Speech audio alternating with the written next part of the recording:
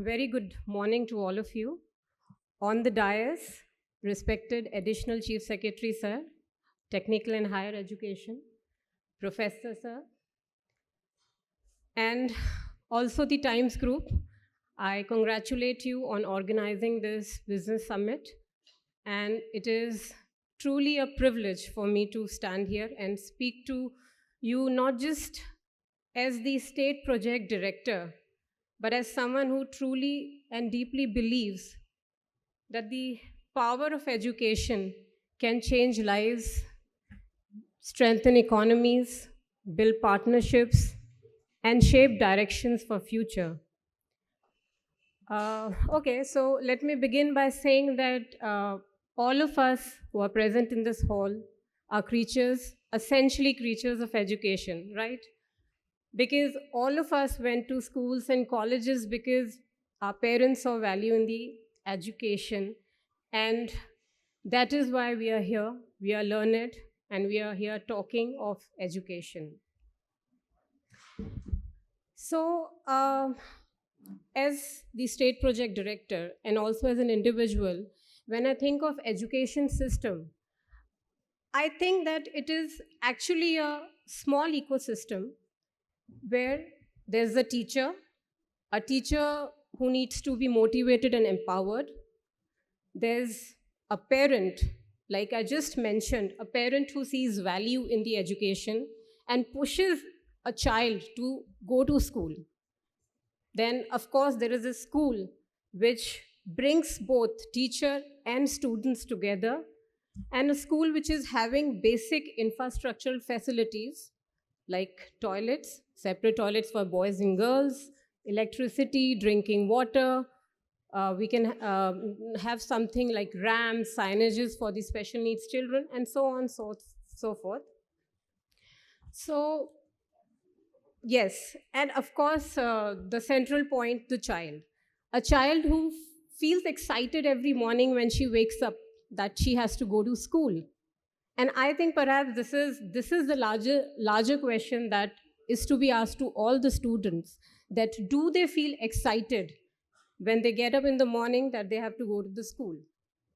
So I'm very proud to share with you all that our state, through the Samagra Shiksha Abhiyan, has aligned beautifully with the goals of National Education Policy 2020 and also with the Viksit Bharat document 2047. We all know that the NEP 2020 is the first educational policy of 21st century, and this year in July we celebrated the successful 5 years of its implementation. Yes, of course, we have a long way to go ahead. So when I say that NEP 2020 is the first educational policy of 21st century and it has changed the pedagogical structure, its form, so what does really I mean?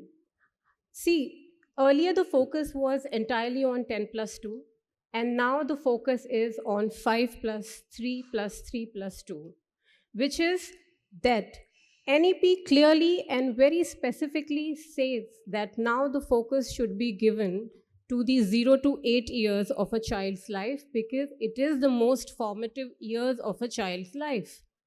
And research has proven that 85% of the brain develops by the time a child is 6-year-old.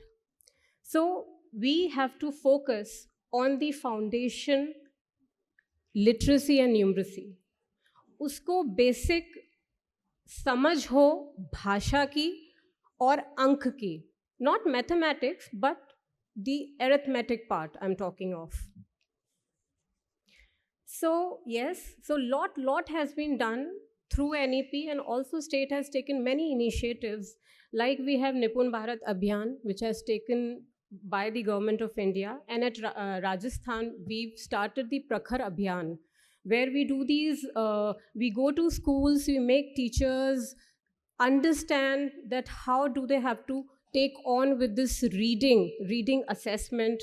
We create environment for the whole school, the teachers, we empower them, we assess the child, we track a child's progress, And very happy to share that oral reading fluency, which is such a phenomenal initiative of government of Rajasthan, where we are doing this, and the results will be out in next 10 days. And we've introduced the AI also this time with the help of a private player, where we have developed an app to assess this, a child's progress. Another interesting thing which NAP says is that multilingualism. एक बच्चा जो है वो सबसे अच्छा समझता है उसकी मदर टंग में, because see, for a child it's really very difficult to pick that language of instruction that is disseminated to him, that's different from what he is getting to hear and talk at home. So yes, mother tongue is important. As far as the focus should be desirable is of course 1 to that first 8 years, but yes, of course, till 5 years this should be kept in mind, and lot of focus and promotion is being given to this, that the instructions are given in the mother tongue. But again, having said this, NEP does not limit itself to this one language, because as I said, it's talk of multilingualism, and who better than us would understand that, because as Indians, I think most of us, not, if not all of us, are familiar with more than one language.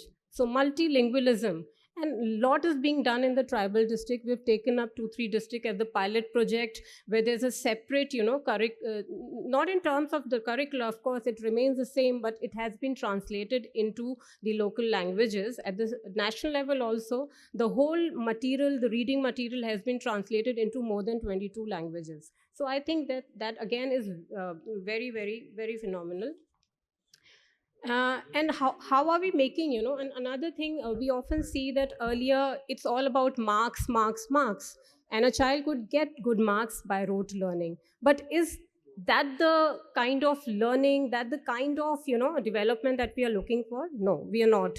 So experiential learning, so that's the way ahead, the experiential learning, and we are doing it by making the whole pedagogical learning experience very joyful. By we've introduced Jadui Pitaras, story books, story cards. We have these activity-based learning kits. We have all these AI. Also, we are taking AI's help in this, in developing the curriculum. But a lot of interesting things are now being happening at that school level, at the pre-primary level. And focus, of course, because elementary setup, we are very happy and satisfied, because there are we are taking children from ICDS. We are also collaborating with ICDS, whereby the Anganwadi children are automatically, we are catching them young so that they come to our schools. We are proposing some kind of a holistic progress card that could be, shared between both the departments, where a child of an Anganwadi has this report card, and that is automatically given to the school, so that, all the child's record is there. So but the challenge, I'd still say, at the secondary setup, because the number of students that are coming in class 1 are not going to that level of class 12. So it's kind of a pyramid that's being formed. So we have to do something. We have to make our the education system, the schools, accessible. We have to do a lot in this direction, so that the enrollments, of course, they raise, and then we are able to retain our child by that level when they go to the 12 standards. And we are doing this by improving the infrastructural facilities. Government is doing a lot supporting at Samagra Shiksha, where we are building the infrastructures, we are building toilets, we are additional classrooms, we are taking up a lot of we are going for libraries, and happy to share that a lot of private players are coming and collaborating with us in setting up of ICT labs, science, math labs, integrated labs, then libraries, and giving us furnitures, apart from what the help we are getting from the government. So all this is being done, keeping in mind that we have to have everything in place so that a child is not lost. He comes to the school. And for the socio-economically disadvantaged groups, many hostels, residential hostels are in place. And just recently, Honorable Prime Minister For the tribal district, he's approved many hostels under the PM Janman scheme and also the Dagjua scheme. So one thing which comes to my mind is that, which is very, as just the introductory remarks were also talking of the vocational and skill education. From 6th class onwards, NEP says that we have to focus on that, because we have to enhance the skilling capacity of our youth today.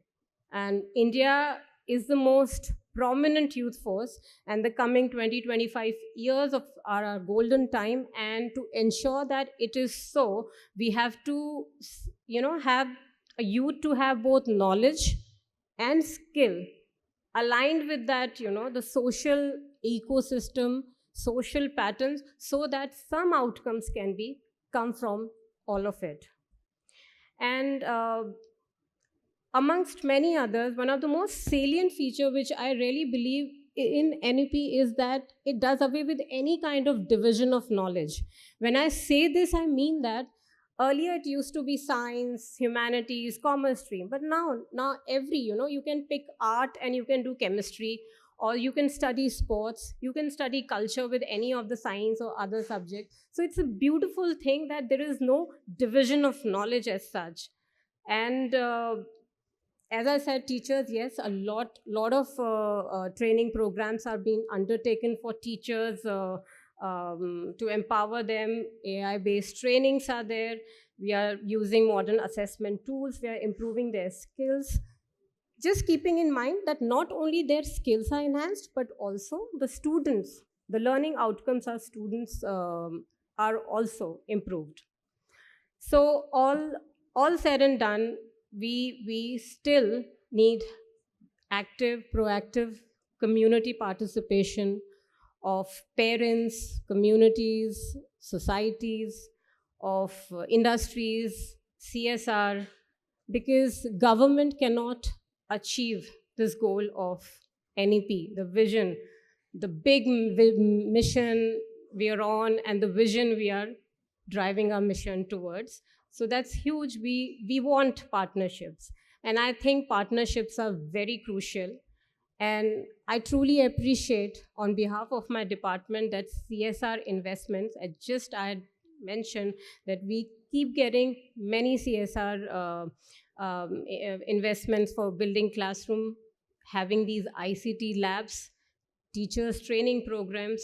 Many people are taking off mental health programs also, awareness programs, specially curated programs for girls who are in our hostels. And they're sponsoring also, many of these CSR players are sponsoring exposure visits to these children. Imagine, we are talking of those children of government school, children who are coming from that strata. They are giving that helicopter ride, they are taken to, some other place to visit. So all this mean a lot to them, and it instill that, the passion and that motivation that, one really has to take a child along. So that's being taken care by them, and I'm so thankful to them, all of them. So I think from this platform, I really want to make a heartfelt appeal to all the business leaders, all the industry partners, to invest in schools that's near your areas of operation, and partner with us in your innovation projects, so that we are able to connect classroom with the real world.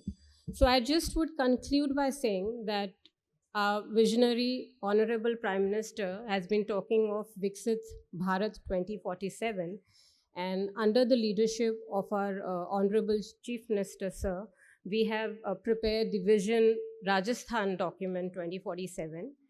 And I am too sure and very confident that we'll ride to Viksit Bharat, Viksit Rajasthan on the crest of education. So I conclude by saying that let us continue this journey with unity and passion. Thank you so much. Thank you.